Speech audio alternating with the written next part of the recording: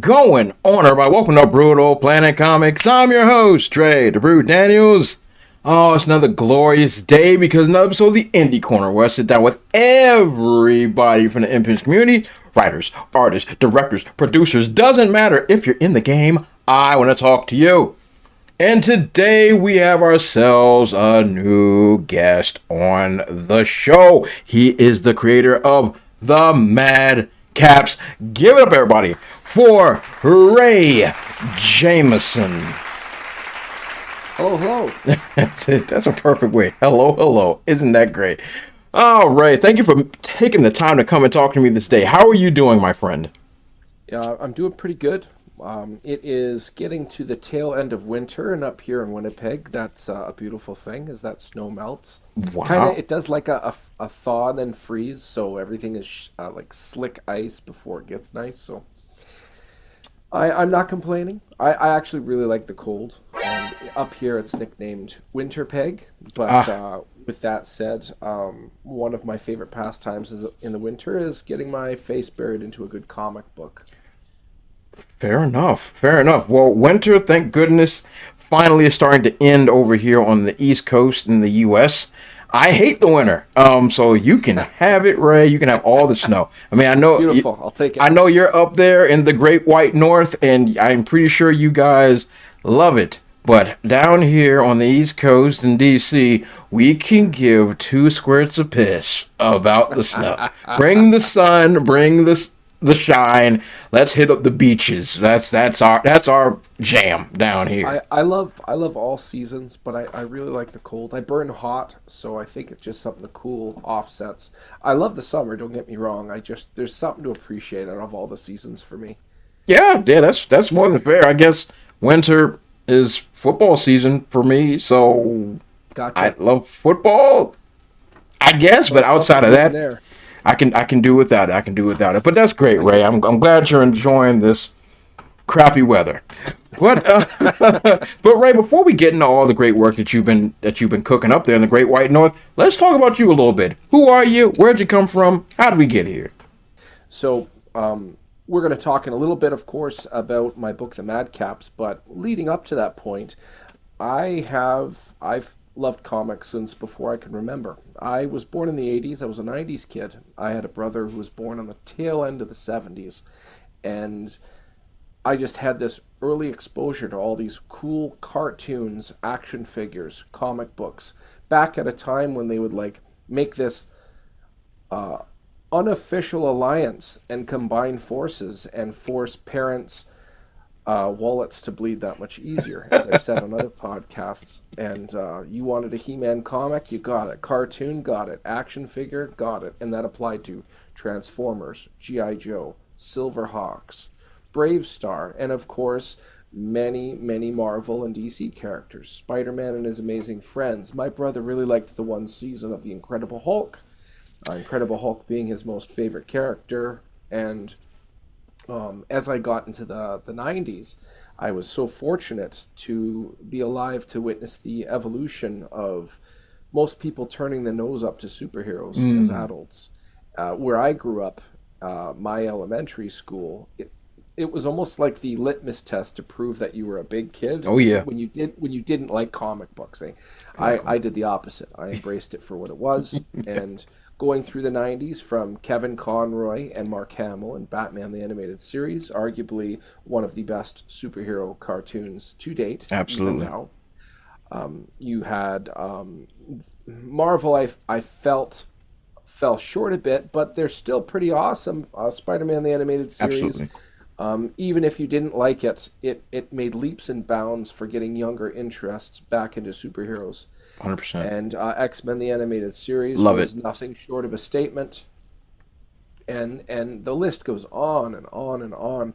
Through comic books, I went through the highs and lows of the 90s, where it got really hyper-focused on art and became imbalanced in regards to story.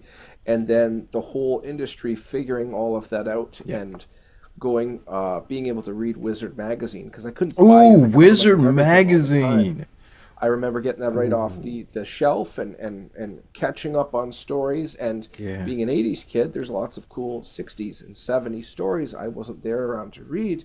And it's not like I had hundreds of dollars to buy these things at your LCS. So Facts. Wizard Magazine would talk about all these stories. It's not like the internet now. And it was a really cool time to grow up and watch this evolve, and then eventually go from the pits of the mid late 90s, but eventually getting into the 2000s, you have things like Civil War and what Michael Bendis brought to the table, astonishing X-Men. Obviously, you can tell I'm a Marvel fan. Yeah, clearly. Yeah. But with that said, through that whole time, I loved comic books. I loved it.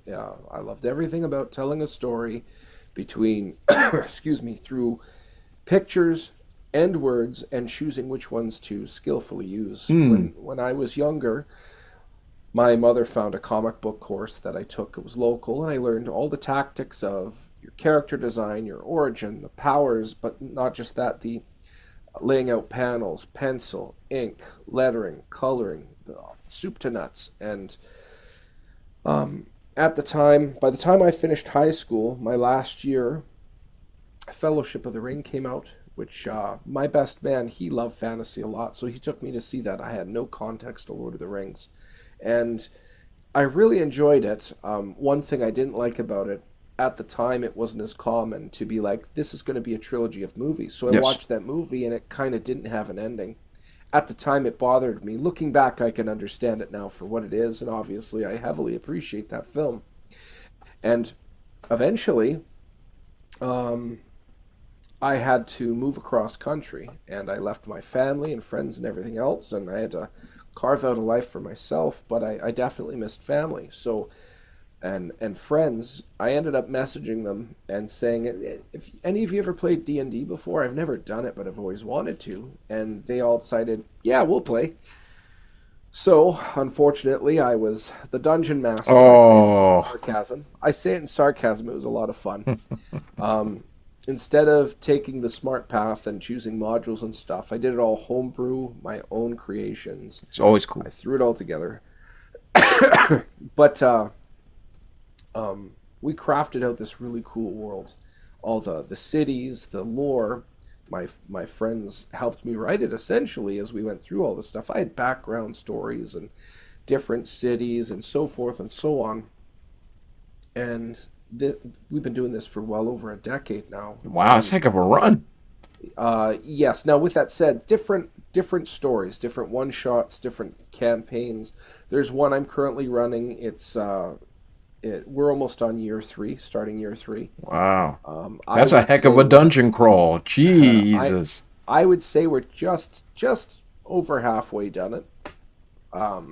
It's a really cool story that involves a bunch of individuals that were taking passage to a different island, a different continent, and they get chased down by pirates, and they get shipwrecked, and they get stuck on an island. And there's a bunch of wild stuff. They can't leave the island because the current is too strong due to a wild kraken that's keeping this island captive. Of course. And the pirates somehow Naturally. make it on the island, and they're chasing these guys, and they're getting chased by some locals. And then it's found out one of the players is actually the captain of the pirate group who was mutineered, or they had a mutiny against him. And they've been chasing him this whole time. The rest of the people were just kind of collateral damage, and it's really crazy. It's a lot of fun. But anyways, like I said before, when I moved across country, I carved out a life for myself. Work, I met my now wife, we have kids, and Nice. I'm really content. I feel very grateful and fortunate for my life, but there's a certain point where you get to it happens at a different age for everybody, but I'm fortunate enough I wanted to dabble into a couple of potential hobbies and passions. And like I said before, I took comic courses when I was younger, and I'm an artist at heart, but I've never had the opportunity to develop it to make a profession. One thing I really love is story. So I wrote this story based off of the first homebrew campaign I ever wrote with my friends. The kicker was I took out my friends, I took out all of their characters, and I injected my own characters based off of the players that were playing at the time. I see. So, So let me with that, pause you for a hot second there, Ray, because yeah, for sure. you've already answered all the questions I'm literally just about to ask you. I was like, well, I'm about to wait. Oh, nope, Ray already got me there. Ray already got me there. But no, that's excellent, and that's fantastic because I literally was just about to ask you what was the origin of the MadCaps, and I know you're just about to go elbow deep into how we got there. So how did we get there? Now you already started to break it down, but how did we get to this weird band of characters? And now since you're mentioning all the D&D stuff that you've been into for all this time and all these campaigns you're writing, Yes. just break it down to me, brother. How did we get here? Okay, so for the MadCaps, this story I wrote, it was based off of that homebrew I started with my friends. So over a decade prior, the only difference is I took out the characters the players were playing as, and I injected my own characters, ironically, based off of the players, people I know. And writing it was just a real pleasure for myself because it happened. Basically, for me, although it was a false history, it was history in my life of this story. And my friends helped craft together, like I said. But the really, really cool part is, as I already mentioned, I just like a shark can't live without swimming. I needed to get this out of my system. I just started asking around. So the first individual, first I needed someone to do the interiors, and I found somebody local here in Winnipeg. Shout out to Evan Quiring. You can find some of his work, Ucha Mysteries, for example, which is basically Mexican wrestlers fighting aliens with their Ooh, wonky that's stuff. awesome. It's all over the place. And then his other one, which is kind of his crown jewel, is the Murder City Devil, which is loosely based off of the concept of if Spring Hill Jack was this equivalent to an anti-hero in modern times. And one of the really neat things about talking to artists, you just find them on social media and ask them. It's a really small world. And granted, I got a lot of declines, I got a lot of no's, but I also got a lot of yeses. For example, all of this artwork that you've seen up to this point, all the interiors and almost all of the covers, they're all colored by Dan Kemp or his brother Dave Kemp. Dan Kemp, if you don't know, he's colored over 100 issues of Spawn, basically Wow. 50 to 150. The cover art for issue number one of the variant covers was done by Javier Salteras. He drew the first issue, or the first year of volume 2 of Ghost Rider, where Dan Ketch took over as the writer, and Johnny Blaze eventually, after trying to hunt down Ghost Rider for a bit, they end up becoming buddies, like a buddy cop group. John Zalesnik, another great artist, he painted a variant cover of Madrakis, the large lizard, and that man has painted the cartridge art you would find on Ninja Gaiden, or sorry, Oh, Shinobi for the NES. Shinobi is back. That's my So joint. Wow, that's great. that art, that man painted something in my head. All of this talent. Yeah, that you've Something in pretty my much head. assembled. Oh no, let me just use your Marvel references since you're a Marvel guy. You've assembled the deck on Avengers for this run. Holy crap! I can't control how good or lack thereof my talent is in writing. However, just like Jerry Seinfeld once said, the reason Jerry felt his show was so good is because he surrounded himself by funny people. Yeah. And when you really think about it, when you watch Seinfeld, everybody's watching for George, Elaine, and Kramer. No disrespect to Jerry, but although he's the main character, he's more like a supporting facilitator. Yeah. And I can't control my level. It's up to the readers to decide whether my story is any good or not. But Exactly. I wanted to make sure I had talent that was worthy of the industry. Because at the end of the day, that very first issue, that took me over 2 years to get launched on Kickstarter. And that was because it wasn't my day job. I could take my time. I wanted things that were a good fit for the story. Exactly. And for the second issue, unfortunately, Evan's busy with his own projects. However, I have Victor Medina, who, as of today, as we're recording this, it's the 10th, but tomorrow I will be debuting a couple of his interiors. And Sweet. as of right now, we have 3 weeks till we launch, and it's torture. And I've said this on other places. It's torture not being able to just show it all out there, but I Yeah. have to be, there's timing in the game, as we'll call it. So, Yes. Yes, very correct. So, Ray, I have a question for you, and it might be yes, the most important question I ask. You yourself are an artist. yes. Why not pencil and do the inks and the colors yourself? I'm very, very curious because I've been doing this a long time and I've worked in the industry a long time and I've worked with a lot of different artists and other producers and creators. And one thing I've always noticed is that if somebody can, that is an artist, like unfortunately me, I'm all thumbs, so that's not what I do at all. But since you are an artist, why didn't you do the art yourself? I'm curious. Well, the shortest answer to that is I'm an artist at heart. When I was a kid, I loved to draw. It was not something I could develop and live off of, as it was not something I could go from passion to profession. Gotcha. A lot of my drawings nowadays are all technical drawings. Gotcha.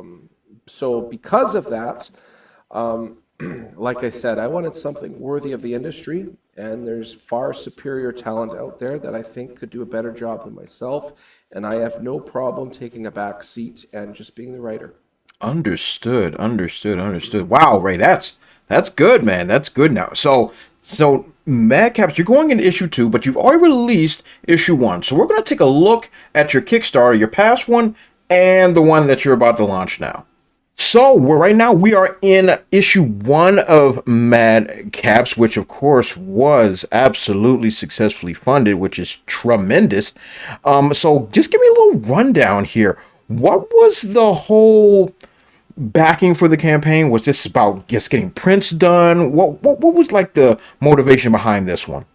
So the funding goal was simply to, I didn't set it too high. Like I said, this isn't my day job. I just wanted to create something that was worthy of the industry.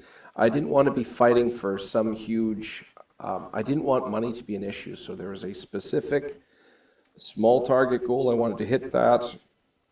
We surpassed it a lot higher than I anticipated, and I'm more than grateful. You could see lots of different covers on there. The Yes. first one is Yeah. the main cover of all 4 of them. It's drawn by Jimbo Salgado, of course, colored by Dan Kemp. What a great combo. And Yeah. I've heard a couple of individuals, they'll say things like, it's so cool you've got these two souls to cross path. Yeah, ain't that the way Reference to put it? That's the perfect way Yeah, to put it. it was a really, really cool thing to just see these two talents come together. The second one is of, that's the one of Sarlacc the dwarf holding the beheaded monster. That is, that's Harv Salterras, as I was mentioning, who drew Ghost Rider and many other things, of course. Another example of, here's Harv Salterras, who drew essentially Marvel's version of a Hellspawn, colored by an individual who colored Image's Hellspawn in another first. These guys have never worked together, and I got them to collaborate, and they just made a beautiful end product. I'm just very, very happy with how that turned together. The funny story behind that, when originally Harv was giving me layouts, I suggested something like this dwarf swinging an axe, knocking back a couple undead, and then maybe 2 or 3 others closing in, jumping down on his back. And he drew this, which was nothing with what I described, and my instincts were shut up and take my money. Yeah. And the one underneath that, that's the one I mentioned earlier, John Zalesnik, who painted this. He's the fellow who painted Shinobi for the Yes. NES, that original cover. He's done many metal album covers. He's done Warhammer 40K, Magic the Gathering. This man has, there's some video games I've played he's done the art for, and it is a privilege for me to have this man express thoughts in my head on paper like you see here. Yeah. And underneath that, this is a painting of Dunn and Eni. This is digitally produced. It's Okay. the painterly style. It's done by Jenna Stark. She's in New York. And this image, you can see One of the cool things about this character, he's a half gnome, half dwarf, and somehow it's believed through his lineage, he's a mutt essentially, but Yep. somehow through his genetics, much like how his gnomish mother has influence on nature, he has some type of influence on metals and crystalline structures. So over his shoulder there, you can see it's a telescope, but he's rigged it to blast raw arcana out of it. So you see before him, he's looking down like surprised that that was a tree. It's now just a tree stump. Yeah. And the look on his face is, I can't believe that worked, and I'm surprised I'm not dead. It was the first time he tested out that telescope, which you see in the comic. He blasts that thing off. It's really cool. Very, very awesome. And then the one underneath we have by Erica Hollis in Chicago. This is of Chazgo. He's a blue-skinned elf. His type of elf is very vilified amongst many individuals. He comes from a group of elves. They're the kind of individuals that others make childhood scary stories, bedtime stories based off of. So here you can see him as he's stepping into the light, transforming to look human. So Erica did a good job playing with the light on that. Excellent job with lighting. I was just about to say that. Yeah, absolutely. That's a hard thing to capture, and that's well done. Yes, and out of all of these covers, the main cover will be available on the Kickstarter for issue number 2. So you can catch up and get caught up with the story. You can see some of the interiors underneath and a little bit of the dialogue. And you can see some of the action. And there's also bios of every character in black and white. All of that concept art was done by Jay Sloan. He did such a good job that I actually had him do one of the covers for the next issue. Excuse me. And there's various rewards on there as well. I love seeing cool bios like that. I think that helps breathe life, Yes. especially into a newer franchise. I think that Yes. does wonders. It's actually something that I actually started implementing in my newer run of comics that I've been producing.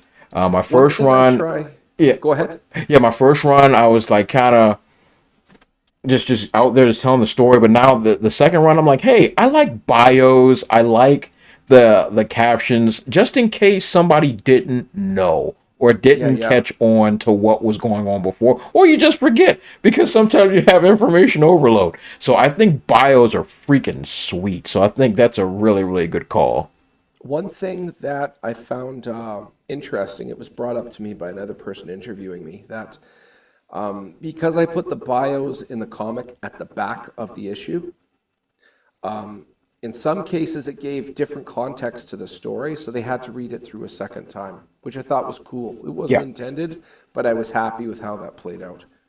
That's awesome. I love all of this, and I think, oh, this is freaking sweet. And so I can't wait for issue 2. So, what is the launch date for issue 2 coming?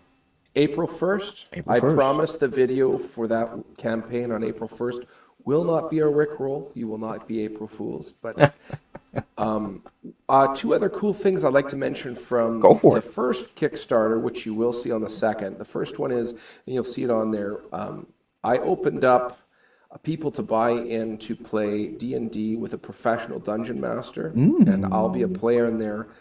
His name is Michael Townsend. Yes, I see Michael Townsend. He's done voice acting for like William Shatner, Disney. This guy's a pro. He's really good at what he does. I've played with him a handful of times now. Great company, very patient, very complimentary to brand new players. Anybody could fit in, no problem. And the other one I want to point out a little bit further down, you'll see there's a pin-up poster by Sean Langley. And it's just a really cool dynamic piece. It will be available again this time around. Yes. All 4 I characters. really like that poster. I guess that's like one of the first pieces of art that I saw from your work, and I was like, holy crap! I'm like, that is freaking intense. Yeah, the best way to put it is it's a statement. It's really cool. I really like how the person who did the line work, Sean Langley, he did a really good job, even though there's a lot going on. The eye is drawn to the center crowd. And then on top of that, Dan Kemp, who colored it, he colored it in a way where the center stands out more. So even though there's a lot going on, your eye is drawn to the middle. It's very evident that these two fellas are pros. And then if you scroll down the next add-on, you can get the black and white version as well, so you can see the difference Yeah, between that is freaking color, sweet. which I like that. pardon me, is terrific. These guys are Yeah. just terrific.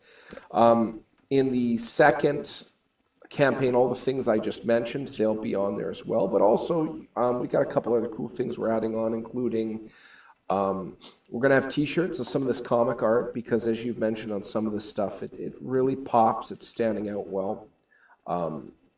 There is, we have also, we're calling it plush tapestries. It just means blanket, but some Nice. of the art, it would look really cool hanging off your wall, you know. So there's, you know what, we're close enough to April. I can give you something else. We're doing character sheets based off of Okay. characters to play D&D. They're fifth level, and it's complementary to a D&D campaign. And Tim Groner's going on that. It's I can finally talk about that a little bit. Like I mentioned before, some of it this is torture, but I can actually talk a little bit more now. One of the coolest things about this story, because as I said, this is only 3 issues. It takes place over one night.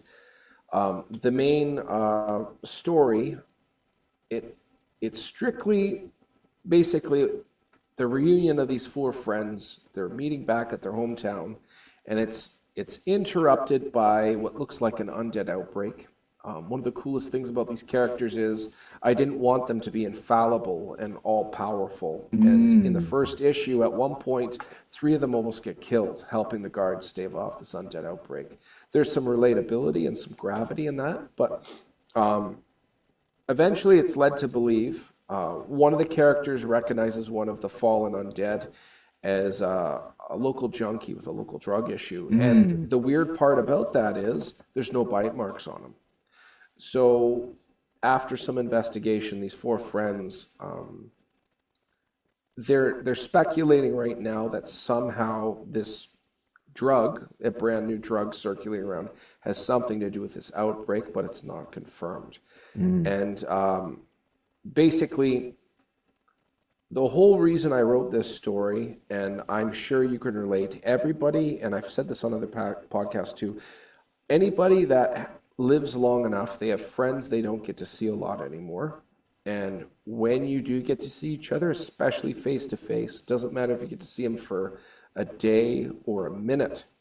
When you see them, high five, hug, whatever it is, catch up, small talk, and leave, your soul is recharged. Yeah. There is a certain thing you are longing for these people, and you don't even realize it. Absolutely. And because of that, this story is essentially an homage to that love, that level of camaraderie. I think this issue, this three issue miniseries, it is something everybody can relate to. It is a level of, like I mentioned, a level of camaraderie. It's expressed through the theme of medieval fantasy, and it's told through the medium of comic book. But at the core of it is a very, very common human feeling of just longing, belonging, and fitting in. And the whole reason I called it MadCaps is MadCap just means eccentric, essentially. And the reason I chose that is these 4 individuals, none of them are human. It takes place in a human city, so they kind of stand out like a sore thumb, essentially. But with that said, all 3 issues, they're like acts. They all have something awesome going on for them. They have some good pacing of dialogue, some good pacing of intrigue, some good pacing of action, and everything builds off of the previous. By the time you get to issue 3, all the stops get pulled, and the payoff is definitely worth it. You're definitely going to enjoy watching this one. Oh man, I'm fired up. I'm fired up for you, Ray, and I'm fired up for your whole team. Um, Thanks, man. I have a habit of the show on the show to always say I'm a hard man to impress. That's usually something I always say on my show. But I can actually say once again that I am very very impressed with what you're putting together here. How you're able to take not only your first of all, you are born in it and initiated into comic fandom, but also Thank was you. able to parry that into your love for D&D and to be able to fuse it into something that's actually very, very cool and unique, and able to pretty much gather the Avengers in order to create something like this, or legends of the industry. That is absolutely fantastic, and it's a very rare thing to see. Let me be clear. I've been Thank you. around a while, and that's a very rare thing to see, that you're able to create a project that everybody wants to be involved in, and to see that you've already found success in the first one. No doubt, the second one is going to blow the freaking roof off. And I am happy and proud to actually be here and bear witness to it in the what's the word now, in the now. Like, I'm able to bear witness to it, and I think this is going to be a fan freaking tastic project, and I think this mini arc run is going to be great. Now, Ray, here is the question. And it's the question I asked all my guests. How far will you take this series? You know, I know you mentioned the three Peter, Hmm. but let's just say the three Pete ends. Where does this series go? So there's a couple of contingencies that I would have to hinge on. The first one is, as I already said, this is my first time being on the creative side of comic. So it's up to readers' intake. And if I have enough interest, I would be open to the idea of doing more. With that said, my focus is just making one cool story arc and walking away. And if I had to go further into it, the options there. My biggest fear, the whole reason I did just these three issues, I'm in no position to say I'm going to do ongoing monthly and it's going to be great. I don't have that experience to, I mean, it might be great, but I don't have anything to confirm that. So I want to make sure. Ray, I hate to bust your bubble. Ain't the '90s no more, brother. No, mother's really. I tried it. I tried it on a 3 month basis. Nearly killed myself. So, Yeah. it's Yeah, rough in this game. I'm not interested. If, I mean, let's say, well, first off, before I forget, I want to give a shout out to my publisher, Of course. Phil Russert of Philbo Publishing. He's actually, as you would already know, the current events involving Diamond. Yes. Philbo, before that Diamond dynamic happened, he went public with saying he's going to distribution, Philbo distribution. So when I'm done these three issues, I'm going to trade paperback, and Philbo is going to be releasing it to LCSs across North America. That is amazing. So I'm beside myself. I don't know. Again, very fortunate, the right people, the right timing. Everything's been going great.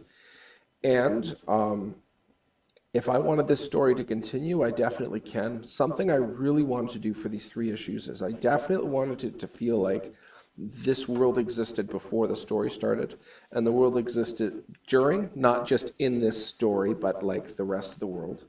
And then I want to make sure this it feels like the world exists after this story is complete, all three issues. So the options there, it really depends on who, how much positive feedback I get, and we're just going to go from there, essentially. That is fantastic. That is fantastic. So, look, Ray, I wish you all the freaking luck in the world, man, because Thank you. I Appreciate think it. you got something beautiful you got going on here, and I think it's gonna pop off. So, Thanks, but man. before you run off there, Ray, tell everybody where can they reach you, where your social medias, where can they support you, all that great stuff. Okay, so the very first link I want to stress and highlight, I've got this pre-launch set up for Kickstarter for issue 2, where you can catch up and get issue number 1 as well. If you look at the MadCaps, MadCaps is all one word, and you look it up on Kickstarter. If you can follow, that helps in many different ways. Even if you can't afford to buy in, the more followers I have, the more the algorithm swings in the favor of said project. Yes, it does. So that first and foremost, That should be your top priority. If you want to find me on social media, you can find me on, well, we have Facebook as DM Ray. DM is just short for Dungeon Master. You can find the MadCaps page on Facebook, but you can also find me on Instagram and what I like to call Twixter, but the name is Raymond the DM. Unfortunately, DM Ray was taken. And those are all the critical ones. You can find me on any of those, and I'm quite active on most of, or all of the ones I've listed anyways. And all in all, I've got a lot of cool things to show up soon. I can generate a rumor. The reason I say non-rumor is because it's fact, but issue number 3, I have a lot of covers done. One cover that is going to be part of that is an artist who's been with Image, not from day one, but year one. Fair enough. With Image Comics. So I've got some talent. I keep trying to get people involved. Like I said, worthy in the industry, and I'm not going to say any more than that. But I got a lot of cool stuff coming up for this third one. We got to get to the second one first. There's lots of cool things to show on that, and within the next couple weeks, there's going to be a lot more exciting things to see. We'll put it that way. Good. And we're looking forward to it. And if I may say so myself, Ray, you are worthy of the industry. Well, thank you kindly. I appreciate it. Well, this has been an absolute pleasure. Everybody, that there is Ray Jamison. I'm going to leave all his great links in the description section below. And who am I? I'm Dre, the Brute Dance. Follow me on my dope social media platforms as well. I'm putting, this hand, I'm putting right on my face. They're not there yet, but they will be at the Brute00 on Facebook, Twitter, Instagram. I feel like being silly on TikTok. And of course, it's my show, so of course I'm going to prostitute myself.